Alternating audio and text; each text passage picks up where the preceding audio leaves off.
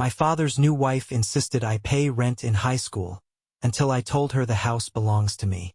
I've lived with my dad my whole life. My mom passed away when I was just 4, leaving a void so deep it swallowed the light in our house. Dad did his best to keep things steady, but I always caught glimpses of the cracks. The way he'd stare at Mom's favorite chair or linger a little too long over an old photo album. The house we lived in wasn't just ours. It belonged to my mom's parents.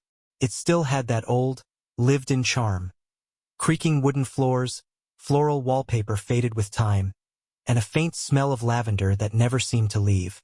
After my grandparents passed, it was just Dad and me rattling around in a space that felt far too big for 2 people. When I turned 14, everything changed. One evening, Dad came home looking nervous. He adjusted his tie, something he only did when he was hiding something, and cleared his throat. "Lila," he said hesitantly, "I want you to meet someone special." The way he said it made my stomach twist. Before I could ask what he meant, the front door creaked open, and in walked Sandra. Tall, blonde, perfectly put together, with an air of confidence that filled the room. Her perfume was strong, too strong, and it clung to the air like a challenge. But I barely noticed her. My attention was immediately drawn to the 2 figures standing behind her. "These are my kids," Sandra said, her voice warm yet sharp, like she was trying too hard. She gestured at them with manicured nails. "This is Caleb, he's in college, and this is Kelsey, she's 16. Caleb barely glanced at me, glued to his phone like it was the most important thing in the world. Kelsey, on the other hand, stared me down with a smirk that sent a chill up my spine. It wasn't a friendly look. It was a warning. Later that evening, while Dad and Sandra chatted in the living room, Kelsey cornered me in the kitchen. "Just because our parents are dating doesn't mean we're sisters," she said, crossing her arms and leaning against the counter. Her tone was dripping with superiority. "We don't have to be friends, either. Let's keep our distance. Okay?" I was too stunned to respond. 6 months later, Dad and Sandra were married, and everything familiar about our house disappeared.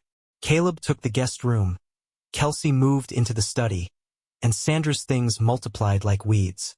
My mom's photos and little trinkets were boxed up and replaced with Sandra's vases, candles, and framed photos of her kids. The bathroom, once mine and Dad's, became a war zone. It was either occupied by Sandra's endless beauty routine or Kelsey's TikTok marathons. I started waking up an hour earlier just to shower before school. But I didn't complain. Not when Dad looked happy for the first time in years. He'd hum while making breakfast, come home early for family dinners, and smile in a way I hadn't seen since Mom died. Then Dad got promoted. "Regional Sales Director," he announced at dinner, grinning ear to ear. Sandra's eyes gleamed with excitement. "Oh, David, that's amazing. We should renovate the kitchen. Maybe get a new car." But I barely heard her. My focus was on one phrase: extensive travel. The reality of those words hit me a week later when Dad left on his first business trip. The second his car disappeared down the street, Sandra's warm smile vanished, replaced by a steely glare. "Lila," she said sharply, "we need to set some ground rules." Her version of rules turned into a never-ending list of chores and restrictions. No study groups, no volleyball practice. "Someone needs to help with dinner," Sandra said flatly. Every day after school, I rushed home to scrub floors, clean windows, and cook, while Kelsey lounged on the couch giggling at her phone. Caleb was barely around, only showing up long enough to leave dirty dishes in the sink. One night, while scrubbing pots in the sink, I couldn't take it anymore. "Why doesn't Kelsey do any of this?" Sandra's head snapped up from her magazine. Her eyes narrowed dangerously. "Kelsey is focusing on college applications. She doesn't have time for chores."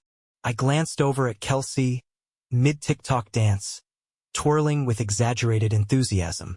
"Really? She looks busy." Sandra's voice dropped, cold and sharp. "Enough, Lila. I won't tolerate disrespect."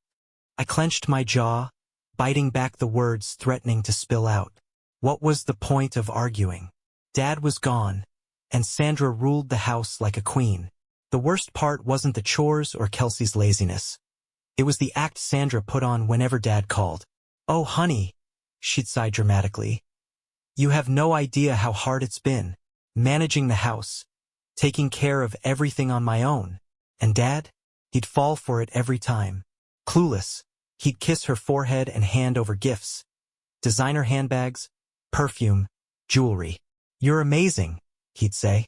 "I don't know what we'd do without you." I'd stand there in silence, my hands raw from scrubbing floors, my homework untouched, watching the charade unfold. And every time I caught Kelsey smirking at me behind her phone, I realized the same painful truth. No one was going to save me. I'd stand there, my hands raw from scrubbing, homework unfinished, watching the charade unfold. And when I caught Kelsey smirking at me behind her phone, I knew no one was going to save me. No one even saw me. Caleb spent his days gaming, Kelsey scrolled on her phone, and I did all the work. Dishes, laundry, mopping, the list was endless. It didn't matter if I had exams coming up or if I was exhausted after school. I had to be the one to keep the house running because, according to Sandra, someone had to step up. One night, after Sandra went to bed, I decided I had enough. I found Kelsey sprawled across the couch, earbuds in, scrolling through her phone with a lazy smile on her face. My blood boiled just looking at her. "Why don't you ever help?" I asked, my voice tight with frustration. She looked up at me with a smirk, as if she had been waiting for me to finally snap. "Because no one notices you," she said simply. "Dad only sees Sandra. You're invisible, Leah." I swallowed the lump in my throat, her words hitting harder than they should have. The worst part? She was right. Every time Dad came home, Sandra played the exhausted stepmom, sighing dramatically about how hard it was to manage everything alone. Dad, oblivious, showered her with gifts, designer handbags, perfume, jewelry. I could have collapsed in front of him from sheer exhaustion, and he still wouldn't have noticed. By my senior year, I couldn't take it anymore.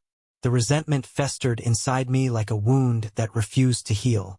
Then, one evening at dinner, Sandra folded her hands neatly on the table and smiled. That fake, practiced smile that always meant she was about to do something cruel. "Now that you're 18, she said sweetly, "you need to pay rent.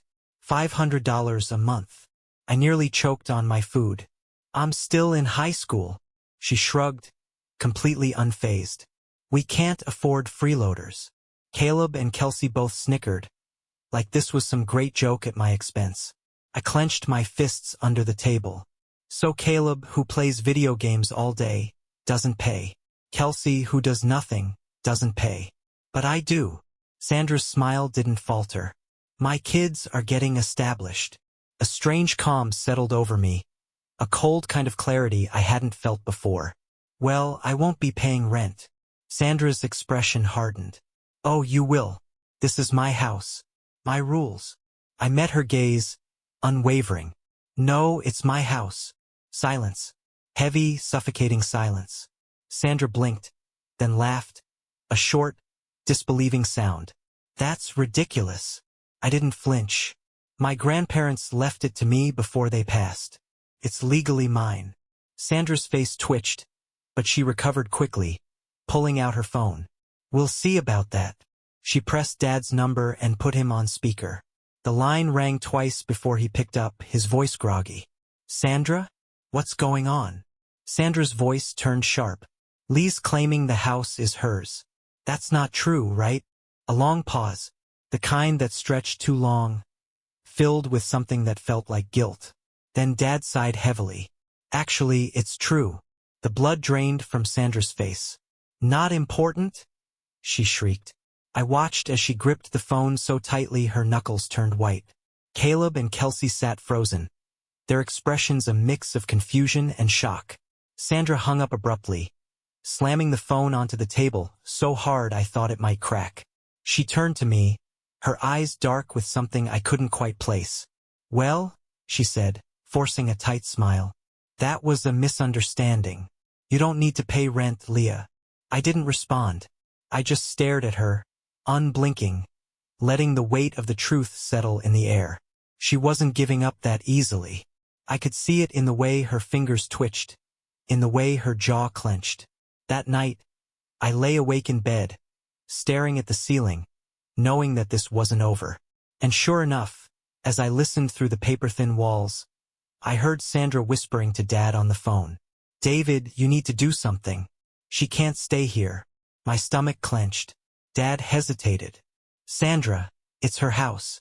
Sandra's voice dropped to a low, syrupy tone, the same one she used when she wanted something. "I know, honey, but she doesn't belong here anymore. She's becoming a problem." My fists tightened around the sheets. Dad exhaled loudly. "What do you want me to do?" "Convince her to go away for college," Sandra said smoothly. "Out of state. Get her out of the house. She's 18 now. It's time for her to move on." There was a pause. Then Dad muttered, "Maybe you're right." I felt like I had been punched in the gut. They wanted me gone. My own father wanted me gone. The next morning at breakfast, Sandra acted as if nothing had happened.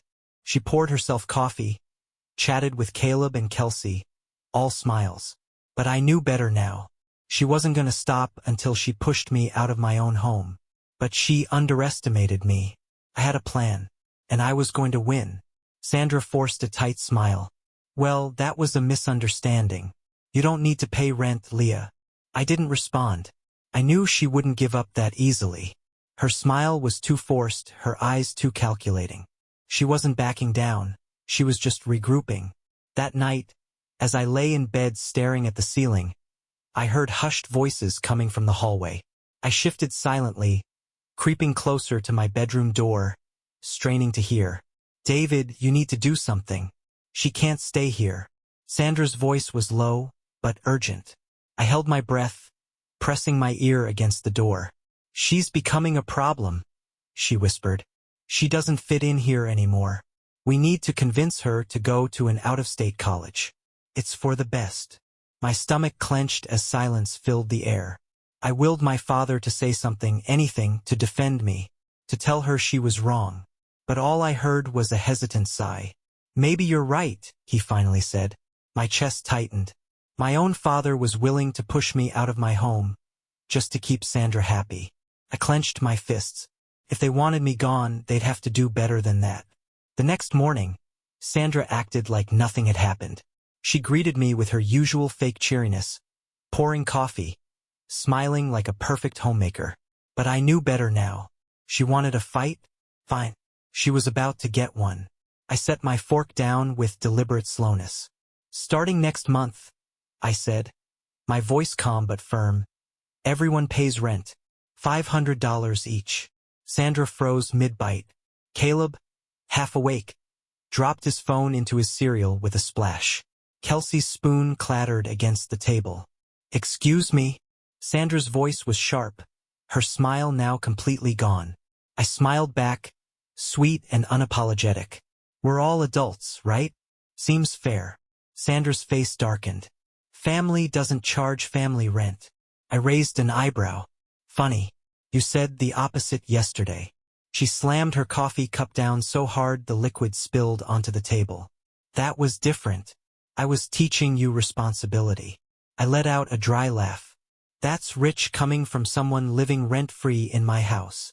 Caleb, ever the golden boy, shot up from his seat, knocking over his chair in the process. "Listen here." "No, you listen." I cut him off, standing up as well. "You've been out of college for 2 years and still don't have a job. I've been buying groceries with my own money. Maybe it's time you learned responsibility." I turned to Kelsey, who was still sitting there, frozen. "When was the last time you even did your own laundry?" Sandra's voice shook with rage. "You're just a bitter little girl jealous of my kids." I met her glare with steel in my eyes. No, Sandra. I'm finally standing up for myself. Her chair screeched as she shot up from the table. "Caleb, Kelsey, pack your things. We're leaving." They didn't hesitate.